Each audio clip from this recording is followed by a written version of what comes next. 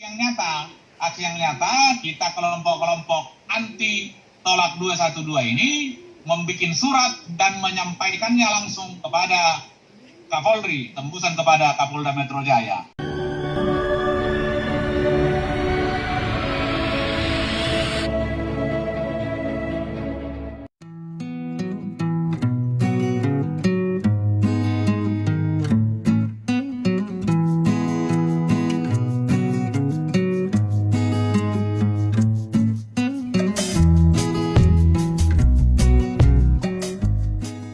Menyampaikan pendapat atau pandangan saya tentang penolakan aksi 212. Salam kenal untuk kita semua.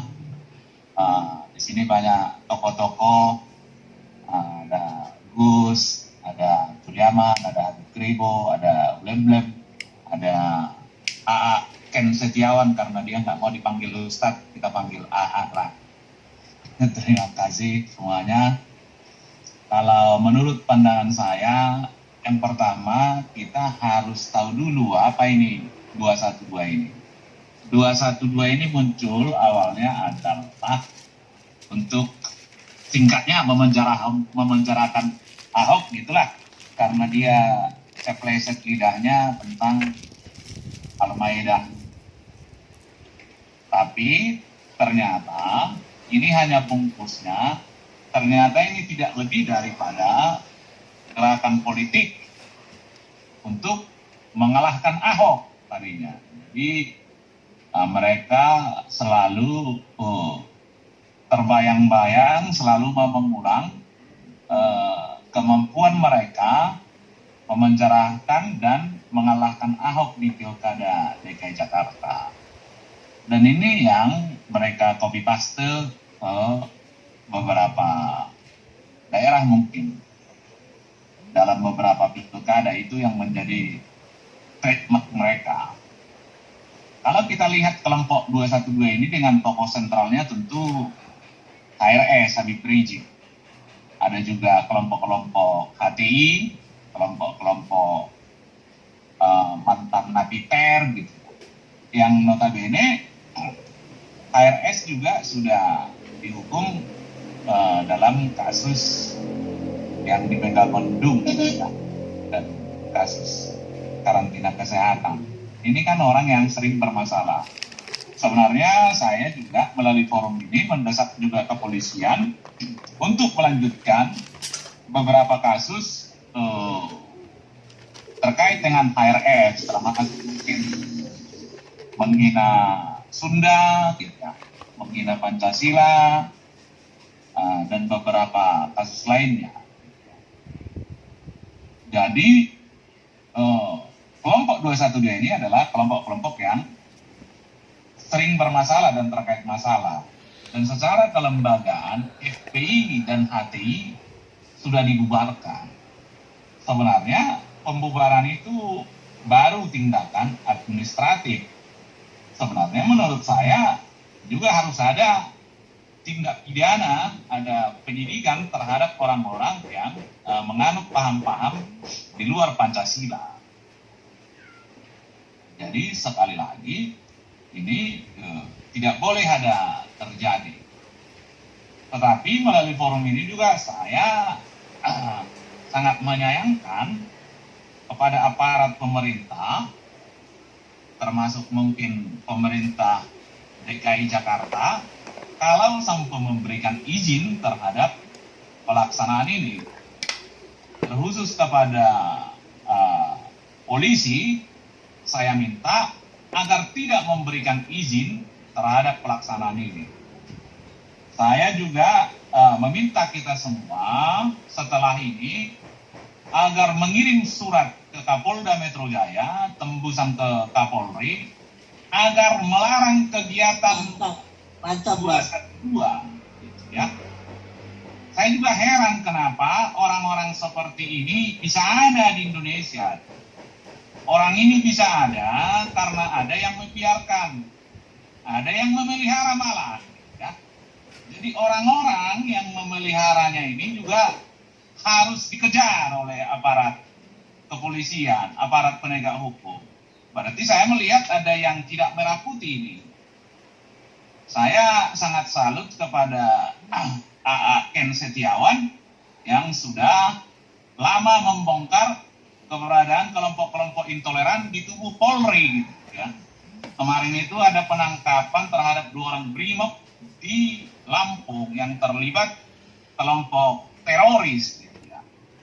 Dan ini nyata adanya gitu. Saya pikir kelompok-kelompok inilah yang memberikan kesempatan, yang memberikan dukungan kepada kelompok-kelompok 212 ini sehingga mereka ini tetap eksis gitu. Saya juga dengan ini juga minta juga ini pertanggungjawaban Kapolri ini.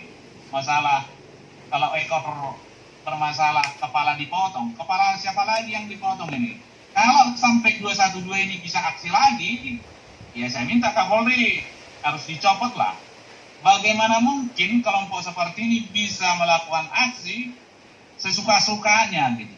Tidak ada urgensinya itu. Reuni itu biasanya kan untuk di sekolah. 212 ini apa ini? 212 ini adalah kelompok-kelompok perusuh, kelompok-kelompok orang bermasalah.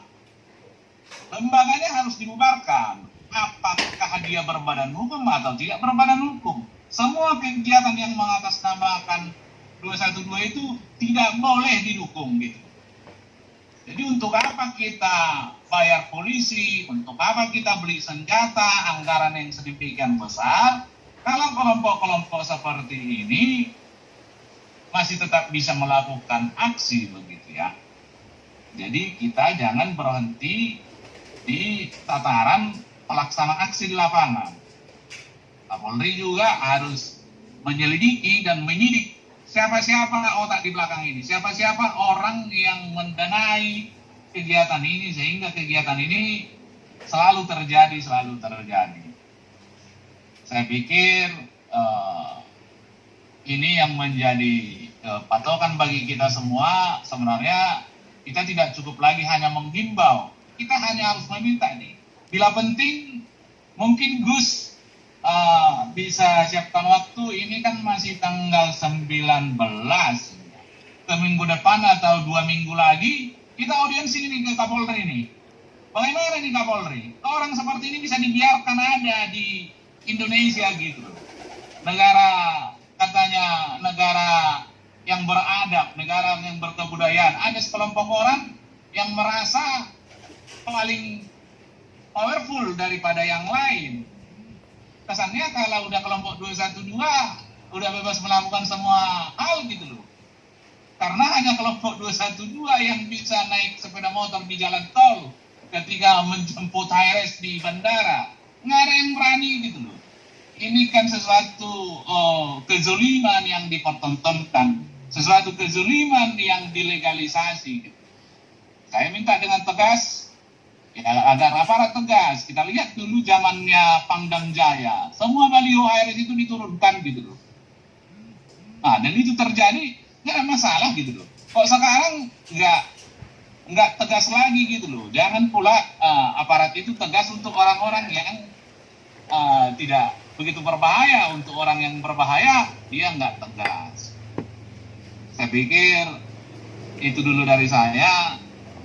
Ya, itu dia kesimpulannya. Kita forum bersama ini menolak pelaksanaan reuni 212 dan secara aktual kita menghadap ke Kapolri untuk memberikan surat penolakan itu. Saya pikir itu yang bisa saya sampaikan.